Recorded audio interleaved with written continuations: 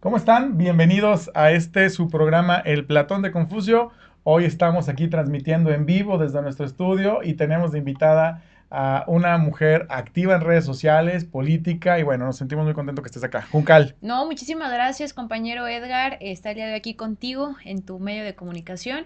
Y bueno, pues tú sabes nuestro origen y nos encanta siempre estar activos en redes sociales. Totalmente. Sé que nos vamos a divertir y vamos a pasar Claro que sí. una buena noche. Bienvenida. Muchas gracias, Bienvenida, gracias. gracias. Y pues bueno, aquí no nos gusta hacer mucho preámbulo. Nos vamos directo porque luego pasa que no alcanza el tiempo. Efectivamente, a veces así nos pasa, pero te escucho, platícame. Amiga, gracias. Quiero conocerte, quiero que la gente que está detrás del Platón de Confucio sepa quién es Juncal Solano y qué te parece si arrancamos por ahí. Vamos dándole. ¿Quién es Juncal Solano? Bueno, actualmente tengo 28 años de edad. Veníamos platicando. Soy egresada de la Universidad de Guadalajara, soy abogada.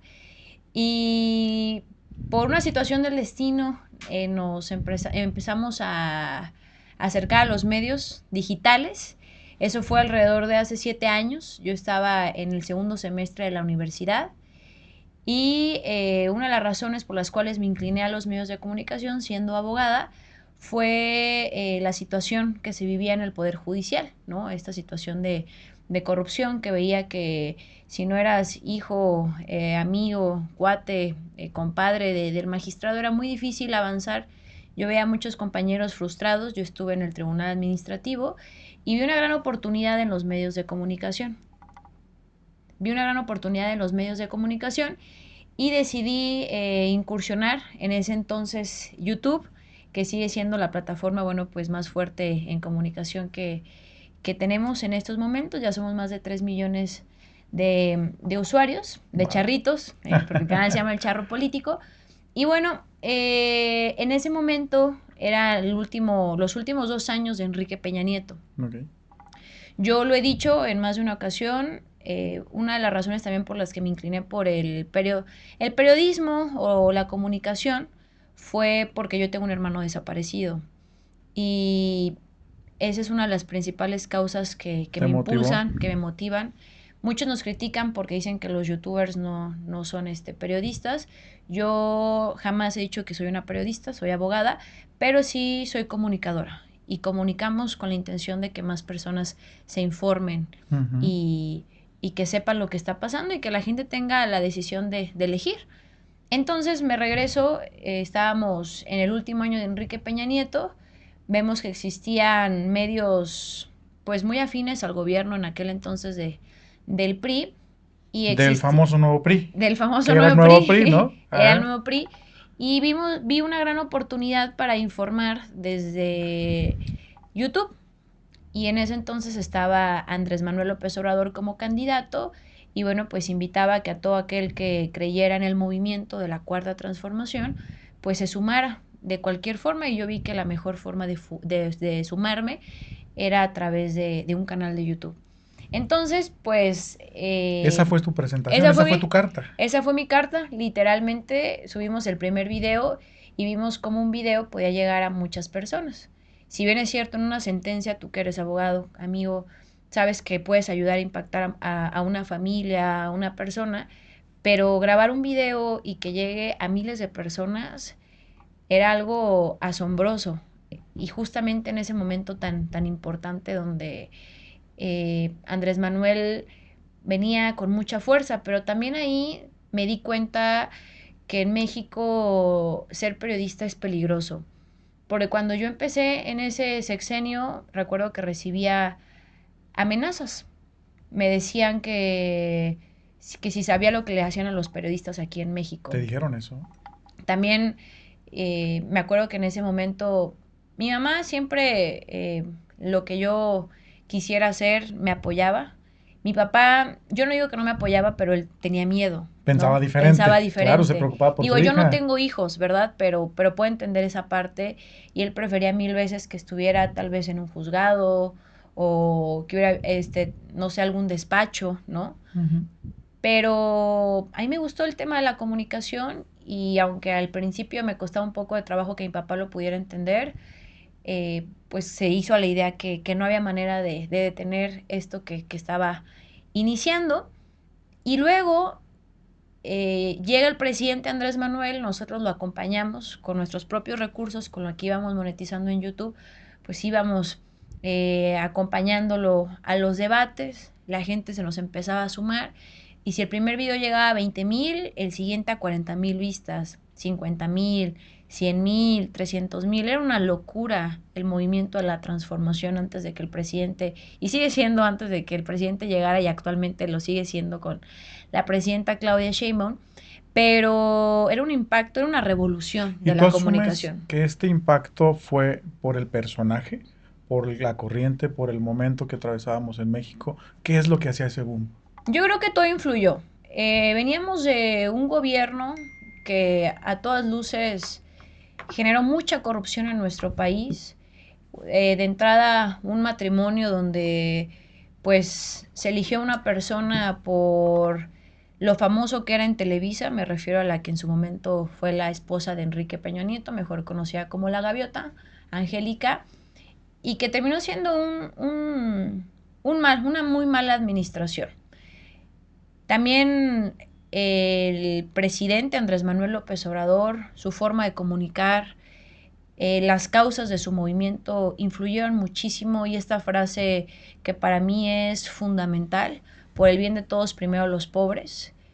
Hay que reconocer que en México hay mucha desigualdad, y lo que él mencionaba y exhibía y señalaba, ¿no? Estas cúpulas que se habían venido beneficiando del gobierno, de la riqueza del pueblo, pues permeó mucho y generó que los de abajo, el pueblo, se movilizara, ¿no? Y después pasó algo importante.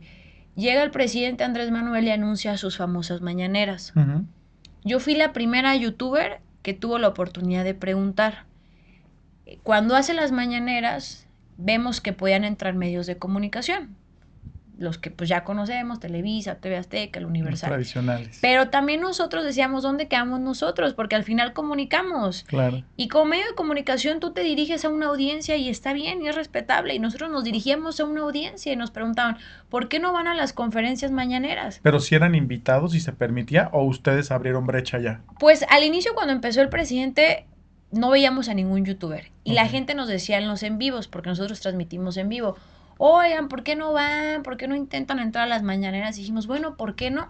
Y un día nos organizamos, al inicio éramos 10 compañeros youtubers, ahorita ya somos un montón, Ujú. y nos organizamos y nos fuimos a la mañanera con nuestros recursos, y nos formamos en Palacio Nacional. La Sin mañanera, registro, sin nada, registro, sí. nada. La mañanera empieza a las 7 de la mañana, y entonces, no, perdón, la mañanera empieza así a las 7 de la mañana, y tenías que estar 2 horas antes, entonces A estábamos las desde 5. las 5 ahí formados.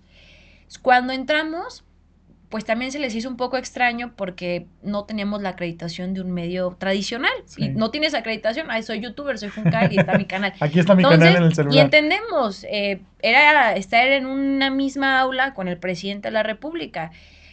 Debe de haber protocolos de seguridad. Entonces, Claro. en ese primer momento no nos dejaron entrar. No No entraron ese día. entraron, no entramos, y pues grabamos los videos, dijimos que no nos dejaron, que no habíamos podido tener el acceso a entrar. Y eso generó un revuelo en la Ciudad de México, y se vinieron nuestros seguidores que estaban en Ciudad de México a manifestarse que nos dejaran entrar. Eso generó que el vocero del presidente, Jesús Ramírez, saliera y platicara con los youtubers. Se le planteó, ¿no? Hasta se le entregó una carta al presidente Andrés Manuel. En su momento nos ayudó Miguel Torruco, que fue en la pasada legislatura diputado federal, Ujú. y él nos apoyó también para presentarle y exponerle una carta al presidente, que había un interés genuino y legítimo de los youtubers de querer entrar a las conferencias mañaneras. Y el presidente fue el que dijo, sí, Dio la orden, adelante, vénganse. adelante. Y lo entendemos, apenas iba empezando la administración, iban empezando estas actividades, como la de la mañanera, que para mí es el mejor ejercicio de comunicación que puede existir desde la política, desde el poder, porque cuando entramos, pues no es por tirar aceite, pero ya habíamos logrado rebasar inclusive las audiencias de medios tradicionales. No manches. Entonces generaba más revuelo ver un youtuber en una mañanera que tal vez a un periodista o a un comunicador del Universal, por ejemplo. Ujú. Y eso enojaba mucho. Y entonces empezaron a decir que nos pagaban, que éramos comprados. Y bueno, nos inventaron muchas cosas. Cuando ustedes fueron los que Pero pelearon no, su lugar. siempre ha sido con nuestros recursos, hablo a título personal, siempre mis participaciones en la mañanera fueron con recursos propios, jamás existió un financiamiento por parte del gobierno federal hacia mi persona, y yo siempre lo he dicho, el día que salga un peso, cualquier cantidad, y que digan, va para Juncal Solano, en ese momento yo me bajo, porque entonces nada de esto tiene sentido. Porque la ¿Perderías lucha, credibilidad? claro, claro, y la razón también de este movimiento de youtuberos era porque estábamos en contra de los recursos que el gobierno federal destinaba en aquel entonces, PRI, PAN, PRD, PRI, PAN que han gobernado, porque había una lista de periodistas, misma lista que se hizo pública, donde salía que López Dóriga pues era el principal periodista que durante el sexenio de Enrique Peña Nieto pues había recibido El famoso el chayotazo, famoso ¿no? chayote, exacto. Ajá. Entonces, esa es realmente nuestra lucha, ¿no? Que medios de comunicación nuevos donde no existe un chayote por medio. Entonces empezaron a intentar a desvirtuarnos, desprestigiarnos, pero no lo lograron. Pero tú ya vas como charro político. O sea, nace, crece y se desarrolla ahí. Sí, ¿O en crece el como, camino se crece, hizo? no, cuando yo inicio el proyecto ya estaba el nombre del charro político. Ok. Y me invitan, oye, ¿qué tal? Vamos intentándolo. Hay un canal que tengo dos grandes compañeros que son socios conmigo en el proyecto. Y el charro político tenía 2,000 seguidores. Hoy tenemos 1,600,000. Wow. Ya juntando todas las redes sociales en las que estamos, ya somos más de 3 millones. Entonces realmente pues empezamos en pañales.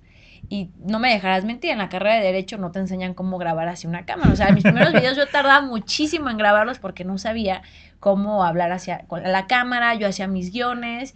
Y entonces si antes me dedicaba a leer sentencias, bueno, pues ahora, o a revisar o a hacer sentencias, Ahora está frente a ahora la eran cámara. guiones y hacer videos, exacto. Pero no me arrepiento, la verdad que no me arrepiento. En su momento era la niña de los videos en la universidad. Muy pocos Así lo confiaban. Ajá, hacías. sí, sí, lo hacía. Entre cada clase, pues me ponía a hacer mis guiones porque yo estudiaba y trabajaba. Y luego se vino el servicio y también estudiaba, trabajaba y iba al servicio. Bueno, hacíamos, ya decimos, uno está en la universidad De de todo, todo, de de todo. todo, claro. Y así empezó. Entonces ya las mañaneras ayudaron mucho a impulsar también este ejercicio de comunicación. Y yo creo que lo mejor que pudo haber hecho la presidenta fue haber dicho, yo retomo ese Las proyecto continúo. de las mañaneras, y creo que lo ha hecho excelente. Y gracias a las mañaneras tuvimos la oportunidad me acuerdo, una mañanera muy, muy famosa, me enteré que Enrique Alfaro venía a Jalisco. Yo nunca había tenido una mañanera en Jalisco, siempre iba a la Ciudad de México. Y justamente era el tema del COVID, y yo recuerdo que Enrique Alfaro, como todos los que nos están viendo recuerdan, dijo en sus promesas de campaña, ya ven que cómo son los políticos, que antes de llegar prometen hasta las perlas de la Virgen, y él había dicho que no iba a endeudar a nuestro Estado, y realmente lo endeudó. Entonces, ahí yo recuerdo que había pagado una cantidad muy importante a Enrique Krause para decir que él era de los mejores políticos y se parecía a, no me acuerdo a quién hacía alusión que se parecía a Enrique Alfaro, pero ahí haciéndole haciéndole el caldo gordo, Dándole para que la coba, ándale, pues. ándale. Ok. Entonces yo dije, a ver, tantas necesidades que hay en Jalisco, Mariano Otero, creo que lo comparaba con Mariano Otero, Ándale. sí. Entonces, yo dije, a ver, ¿cómo es posible, habiendo tantas necesidades en Jalisco, se esté destinando tanto recurso para que voceros del gobierno le hagan la barba al gobernador, cuando se debería estar usando el recurso para otras cosas y nos están endeudando? Entonces hubo una mañanera donde yo pregunté, el presidente Andrés Manuel me dio la palabra, y pues yo literalmente, y hasta sentía la adrenalina, llevé datos duros, cifras, y yo lo encaré, que estaba endeudando a nuestro Estado.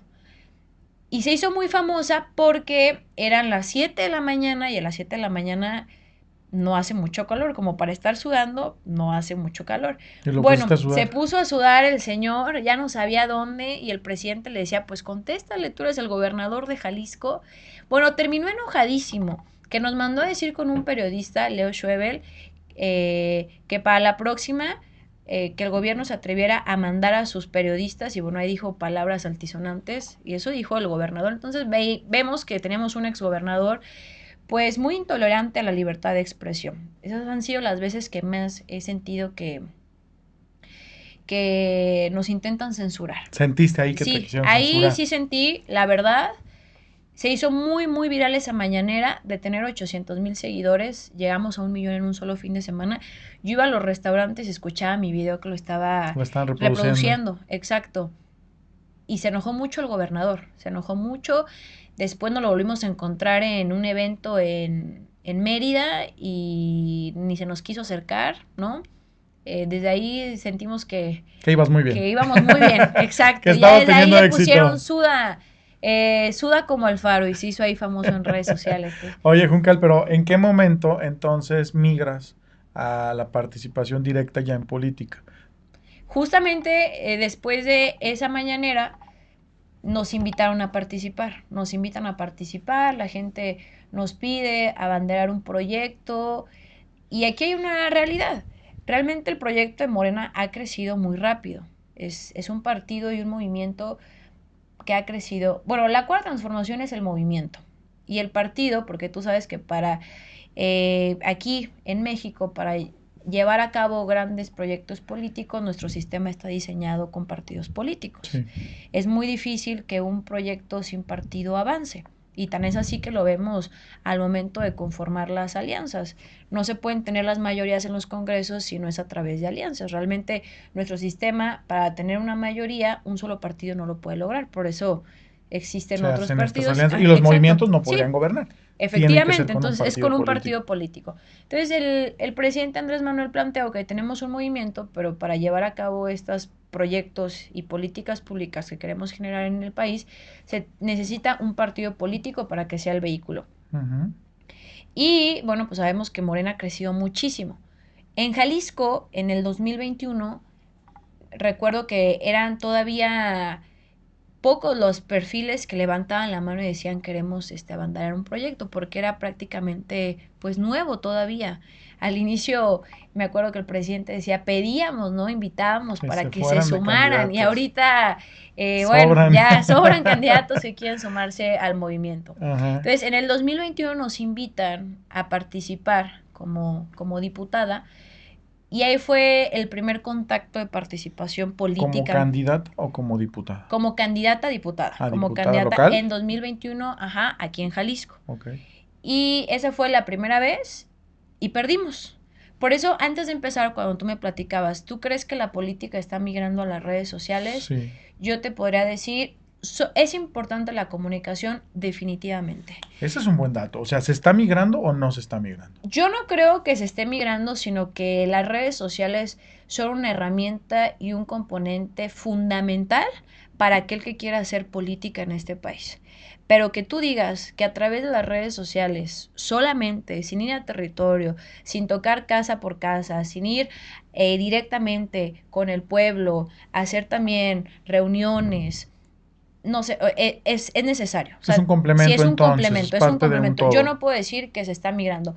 Que la comunicación política está migrando, podríamos decir que sí, que es importante que exista una comunicación en redes Que sociales los medios también. tradicionales ya no Ajá, tienen ese impacto de ajá, antes, y ¿no? que tú como perfil político, pues no dependas de esos medios, que tú generes ese propio contenido porque estos medios son canijos y si tú dependes de ellos, ellos te van a manipular como tú quieras, es Y la realidad, costosos. y costosos. Entonces Sí. yo lo que siempre he dicho es, si tú quieres participar en política, aviéntate, ve generando tu contenido, pero que eso no esté aislado a que hagas también tu trabajo territorial, porque eso es indispensable. Y Ujú. eso aprendí en 2021. Y no porque no haya hecho trabajo territorial, pero era mi primera vez participando En el 21. en el 21 y te das cuenta que no todos son las redes sociales, ¿no? También este trabajo territorial que aprendimos y que seguimos fomentando hoy en día y que creo que es crucial y que nadie, si tú quieres ser o quieres llevar a cabo un proyecto político, no debes caminar si no es de la mano de la gente. Totalmente. Totalmente. ¿Y qué hiciste del 21 al 24? No quedamos en el 21, seguimos trabajando en los medios de comunicación digitales, seguimos informando, nos dedicamos a recorrer todo el país, apoyamos a gobernadores que tuvieron la fortuna de ganar en sus estados, apoyando a informar lo que se estaba haciendo, Te metiste de acudiendo. lleno a tu canal Sí, nos entonces. metimos de lleno a la comunicación digital. Tuvimos la oportunidad de estar acompañando también al presidente a distintas giras. Todo esto desde nuestros bolsillos. El gobierno federal no le dispara nada a nadie de medios de comunicación. Yo creo que lo único que nos regaló en ese momento el presidente fue ese huevito, ¿no? Que criticaban mucho en redes, que El que estaba subieron en la el que reunión de subieron. influencer. Ajá. Ándale, ese que hicieron una reunión de youtubers y nomás nos dieron un desayuno que López Dóriga se burló, que porque nos habían dado un huevo ¿Y con si estaba cápsula. bueno o no? Sí estaba bueno, sí estaba bueno, sí estaba bueno. Frío, pero bueno, está bien. Era Sí, una yo creo que reunión fue lo masiva. único que nos regalaron. De ahí en más todo ha sido con recursos de lo que generamos en redes. Ujú. Y después de ahí empezamos a apoyar a la presidenta Claudia Sheinbaum, ¿no? Empezamos a apoyar, tuvimos la oportunidad, la fortuna de acompañarla en sus giras, todo esto a petición de los seguidores, nos íbamos a algunos estados, yo logré recorrer 19, otros en conjunto con otros compañeros, pero era cubrir toda la campaña presidencial y fue una de las mejores experiencias que también he tenido. Tuve la oportunidad también de entrevistar a nuestra actual presidenta en 3 ocasiones. En En tres. 3 ocasiones. Una cuando era jefa de gobierno.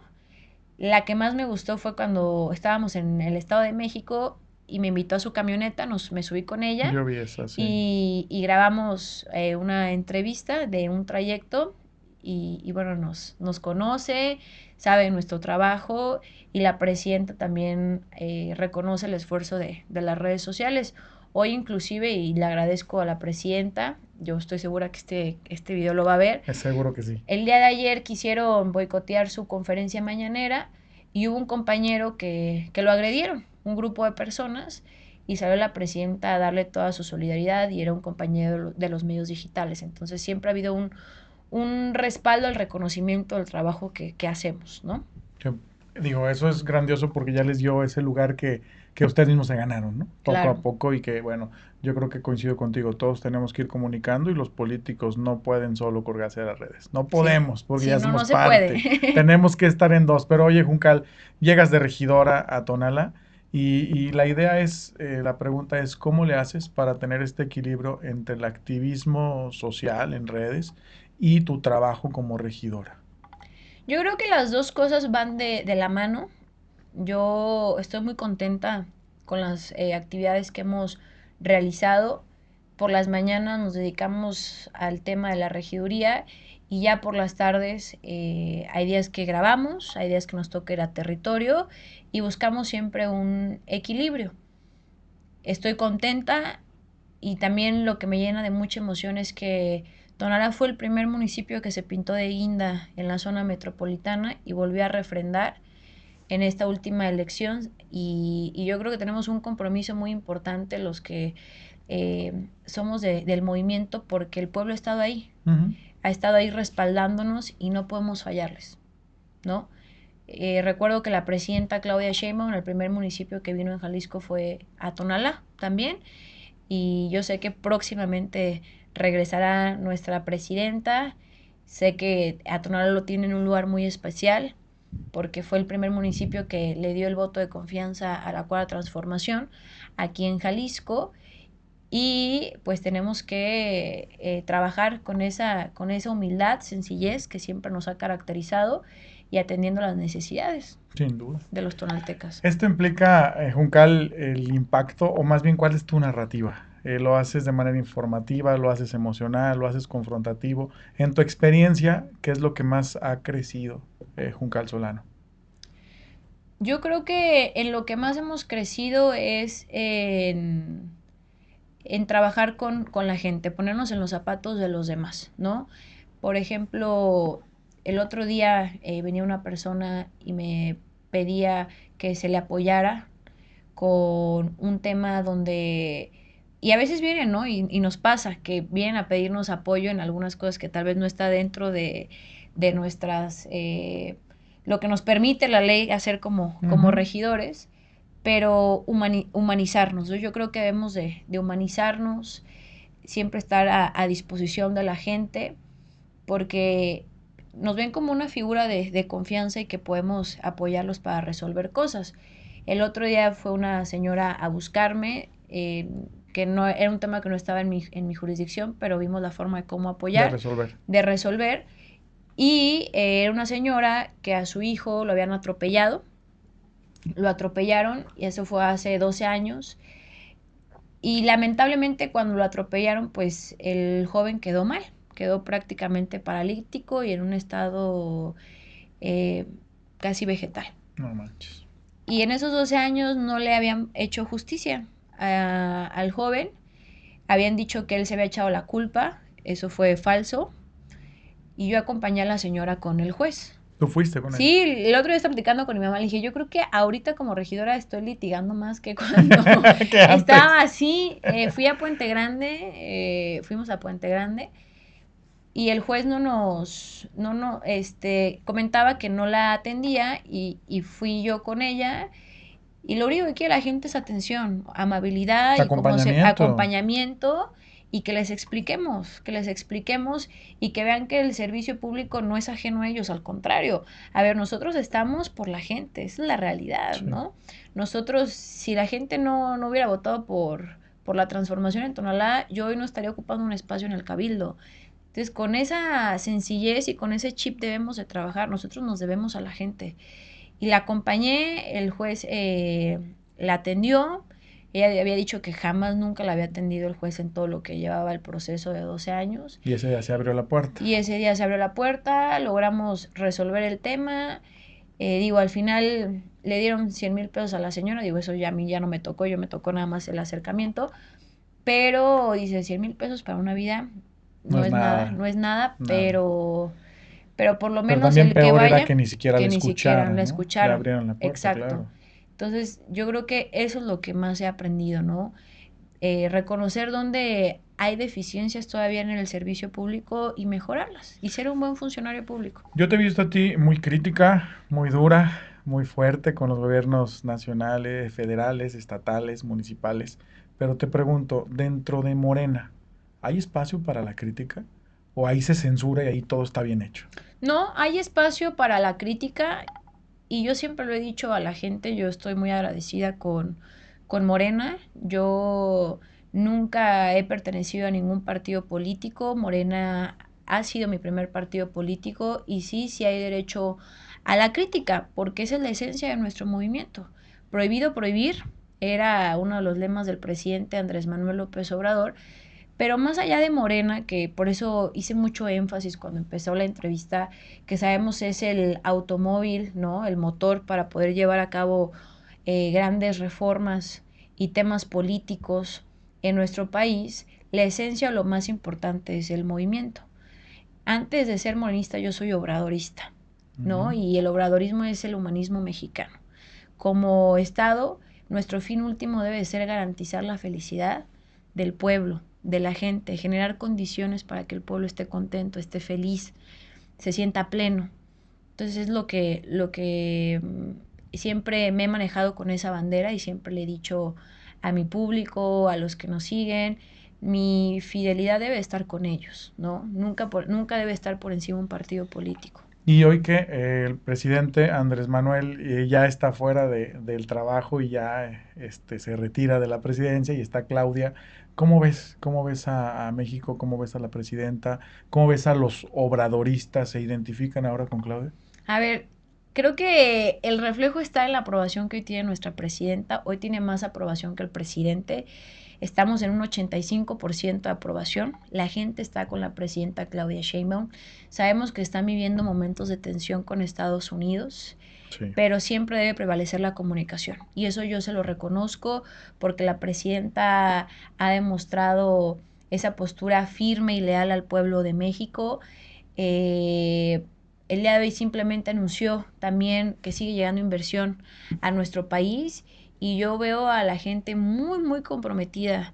Hace unos meses nos convocó al Zócalo y era casa llena como cuando estaba el presidente Andrés Manuel, así de lleno estaba el Zócalo. Y ¿Ves fue, igual de identificados sí, yo a los los veo seguidores? identificados hasta más, ¿eh? ¿Hasta más? El presidente decía, yo soy fresa a comparación de la presidenta y yo veo que nuestra presidenta es más, pues como en la casa, a ver, ¿quién ponía al final el orden? La mamá, ¿no? La última Ajá, la última palabra. palabra la tenía la mamá y la verdad que eso le admiro a la presidenta Claudia Sheinbaum, no está sola, tiene el respaldo de los mexicanos, que eso es lo importante para salir adelante. Y también veo un pueblo muy informado, con mucha visión de que México salga adelante, a un pueblo muy empoderado, con mucha información, muy politizado, no polarizado, porque eso era algo que decían en el sexenio anterior, el pueblo no está polarizado, el pueblo está politizado, hoy pregunta, hoy sabe lo que se está haciendo, hoy reconoce estas políticas públicas como la de los programas sociales.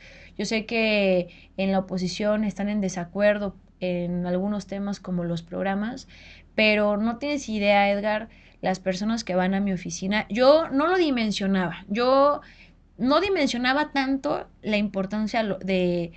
Siempre he reconocido la importancia de los programas sociales, ¿no? Y Ujú. que el recurso llegue, se regrese al pueblo.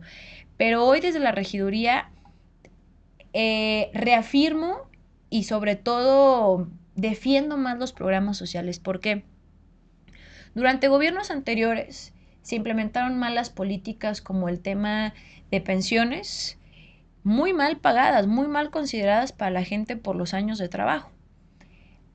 Si hoy esas pensiones, si hoy la pensión del bienestar no existiera, muchas personas adultas mayores no tendrían con qué subsistir. Y yo creo que la etapa última del ser humano la merecemos vivir plenos. Por lo Completamente. menos tener garantizado el alimento, Sí. la medicina que pudiéramos necesitar y no vivir por lo menos con la preocupación de no tener que comer, que desayunar. Y veo muchas personas que por alguna razón nunca se dieron cuenta que el patrono no los dio de alta o la pensión salió muy baja y me dicen, de verdad, si no fuera por la pensión de adulto mayor, No sobresalían no, ahora, no sobrevivían. no Ajá, claro. sobreviviríamos. Entonces ahí vemos el reflejo de la importancia que no debemos de ser ajenos a que si hoy yo estoy bien, no debemos de ser ajenos al prójimo, al que está al lado. Pero Que por, consideras, ayer me pasó un caso, perdón que te interrumpa, pero ayer fuimos nosotros a hacer una actividad que hacemos cada mes afuera de un hospital y entregamos cena y bueno, estuvimos apapachando a algunas personas allá. Pero se me acercaron algunos familiares y me decían, oye, no hay manera de cubrir los gastos porque ya lo tengo que pagar al 100%. Porque si alguien recibe un programa social federal, ya no tengo aquí una forma de conseguir un descuento que me bajen el precio y no hay manera que me alcance. O sea, esto es un equilibrio entre las necesidades urgentes que a veces llegan a cualquiera y rebasa el ingreso, el ahorro o la calidad de vida con la que están viviendo a esta garantía de gota, gota, gota que les da una estabilidad siempre y cuando no tengan una desestabilidad claro. económica. ¿Ahí qué pasa, Juncal? Bueno, ahí me parece un poco raro lo que mencionas porque recordar que los programas son derechos, ¿no? Es como cómo te van a cobrar o cómo tasar por encima de un derecho. Ese es un derecho. Entonces yo creo que ahí deben de cambiar las políticas del hospital si consideran que el recurso que reciben de la pensión es un ingreso Exacto. de su trabajo. No, ese es un derecho. Entonces yo creo que sí sería bueno, yo no me había entrado de este tema, pero con gusto, ya sabes que yo a eso me Le pinto sola de entramos. andar Claro. investigando y yo creo que sí debería de reconsiderar ese tema el hospital. Me imagino que debes estar hablando de un hospital civil o Sí. un hospital... Sí, el hospital civil. yo creo que eso no lo deben de considerar porque ese es un derecho, ¿no? Entonces, ¿cómo vas a cobrarte de un derecho, Sí, ¿no? porque yo la verdad es Eso que no yo puedes estoy a garantizarlo. favor de los Ujú. programas sociales y creo que es algo que a la gente les beneficia y coincido contigo en la parte donde a los adultos mayores que trabajaron toda su vida, que hoy están fuera de la posibilidad de trabajar, que les caiga esa lanita, no es un sueldo, sino esa lanita, ese apoyito, pues les cae muy bien Sí. y eso jamás estaríamos en Y contra del además es una beneficio. retribución de todo lo que De toda generaste. su vida. Y como lo decía,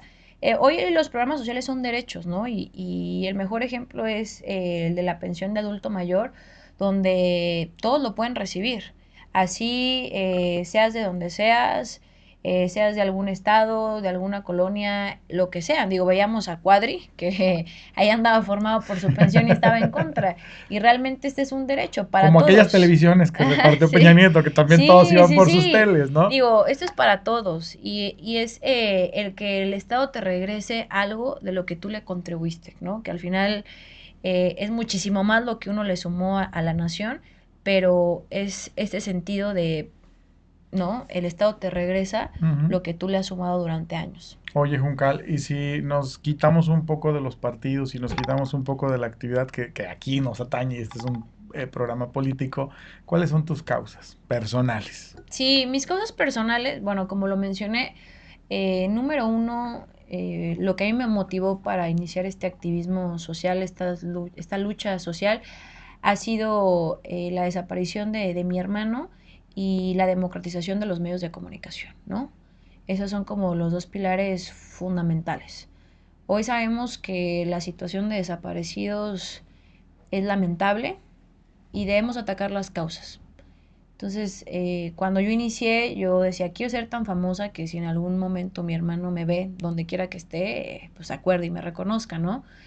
Ya va avanzando, conforme va avanzando el tiempo, también el que nos vean para que más jóvenes se motiven, ¿no? En lo que cada quien quiera hacer. Digo, yo soy de la idea que todos nacimos con una virtud, con algún don y que cual sea el don que tengamos la posibilidad de desarrollarlo en el área que nos gusta, ¿no? Ujú.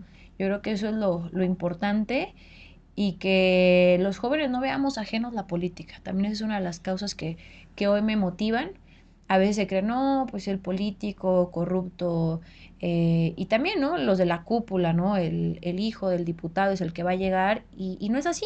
Y un ejemplo soy yo, mi mamá es maestra, mi papá es ingeniero químico, en más de una ocasión me han dicho, hija, la política es Es ingrata, es peligrosa. peligrosa y lo vemos, ¿no? Y vamos, y yo creo que tú también vas con esa idea.